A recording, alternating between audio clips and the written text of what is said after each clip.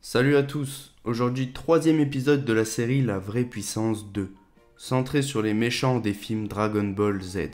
Après avoir fait les films 3 et 4, je passe désormais aux films 5 et 6 qui ont pour antagoniste le légendaire frère de Freezer, Cooler. Nous allons tenter d'estimer sa véritable puissance et de savoir à quelle place le guerrier du froid se trouve dans la liste des niveaux de puissance des méchants des films. C'est parti!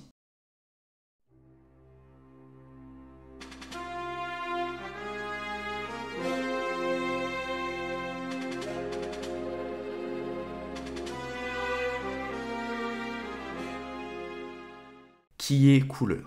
Cooler est le fils aîné du roi Cold et donc le grand frère de Freezer. Il entretient avec ce dernier une certaine rivalité. Il garde néanmoins un certain sens de l'honneur familial quand il s'agit de venger son frère. Il venge aussi son frère car la mort de ce dernier peut être liée aussi à Cooler qui avait laissé Son Goku s'échapper lors de la destruction de la planète Vegeta. Pour estimer la puissance de Cooler, nous allons séparer la vidéo en deux. Il y a le Cooler du film 5 et le Cooler du film 6. Le cinquième film introduisant Cooler prend place après l'arc Namek. Ce qui justifie cela est le but de Cooler qui est de venger son frère et de tuer le Super Saiyan. La période précisément est celle d'après l'arrivée de Mirai Trunks, donc dans les 3 ans avant l'arrivée des cyborgs. Même si Goku à ce moment-là est censé maîtriser le Super Saiyan, on ne peut pas dire que le film se passe avant les événements de Namek. Sinon ça remet en cause les ambitions de Cooler et le stade du Super Saiyan. De plus, Kame Sennin dit ceci, ce qui prouve bien la période dans laquelle s'inscrit le film. Ce long métrage est d'ailleurs super cool, les méchants sont sympas et on s'en souvient assez bien, surtout pour Tauza et Cooler. Le ton dramatique du film fonctionne bien aussi et la transformation en Super Saiyan est juste à nouveau mythique. De même que le chara-design de fou furieux qu'ils ont donné à Cooler forme de base et ultime. Pour la puissance des personnages, on peut se baser sur des données officielles et des précédents calculs que j'avais fait dans la vidéo sur les formes de Gohan. Au vu de la chronologie, j'estime Goku de même force que lors de son retour de Yardrat, c'est-à-dire 7.5 millions en forme de base, car 7.5 millions x 50 égale 375 millions d'unités en Super Saiyan, ce qui correspond au chiffre que j'avais calculé dans la vidéo sur Gohan. Il ne faut pas oublier que par la suite, il sera blessé puis soigné, lui donnant au passage un petit Zenkai, disons du coup que maintenant Goku est passé à 9 millions d'unités en forme de base. Du coup, sa puissance en Super Saiyan serait de 9 millions x 50, ce qui donne 450 millions. Cooler forme finale devrait se situer vers la puissance de Goku, forme de base, donc 9 millions aussi.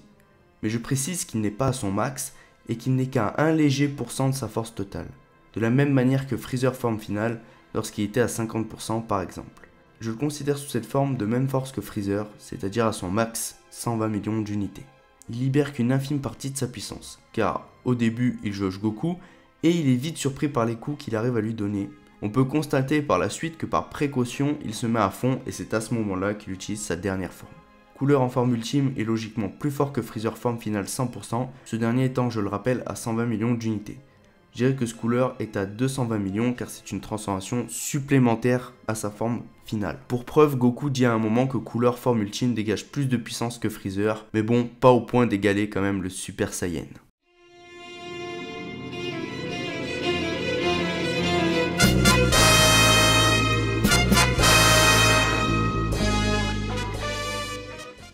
Ce film se place toujours après l'arc Namek, mais cette fois, il est situé dans la période cyborg après que C-17 et C-18 se soient réveillés, soit 3 ans après le retour de Goku et l'arrivée de Cooler sur Terre. Le détail qui nous donne une précision claire sur la période est le fait que Piccolo est fusionné avec Kami-sama.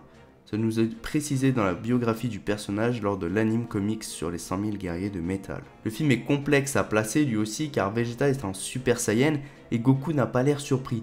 Normalement, Goku n'est pas censé savoir que Vegeta possède cette transformation, mais aussi le plus important, c'est que Goku est logiquement en pleine maladie cardiaque à cette époque. Sinon, que dire du film? Le film est cool, bien animé, mais pas aussi légendaire que le précédent film centré sur Cooler. Cooler a d'ailleurs un design de fou.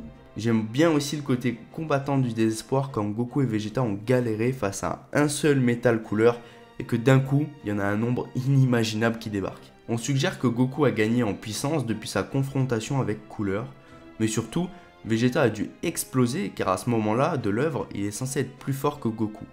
Pas de beaucoup, mais d'un peu. Et ce, bien que leurs prestations soient similaires contre Metal Cooler. Goku base doit être vers 14 millions d'unités, et en Super Saiyan 700 millions, ce qui fait écho à mes chiffres sur la vidéo de Gohan, tandis que Vegeta devrait être légèrement au-dessus et qu'en forme de base 14,5 millions puis 725 millions en Super Saiyan. Le couleur du film 6 a gagné aussi en puissance avec le Big Gale Star. Il est aussi beaucoup plus sérieux dans ses combats malgré qu'il conserve toujours une certaine arrogance. Il faut savoir que Goku et Vegeta ont dû s'y mettre à deux pour détruire un seul métal couleur, et donc bien plus fort qu'un Super Saiyan, mais pas assez que la puissance de Goku et Vegeta combinés en Super Saiyan. Je le place donc au-dessus de Vegeta Super Saiyan, avec une puissance aux alentours de 900 millions à 1 milliard, c'est assez complexe à estimer. Et voilà, c'était tout pour cette vidéo, j'espère qu'elle t'a plu.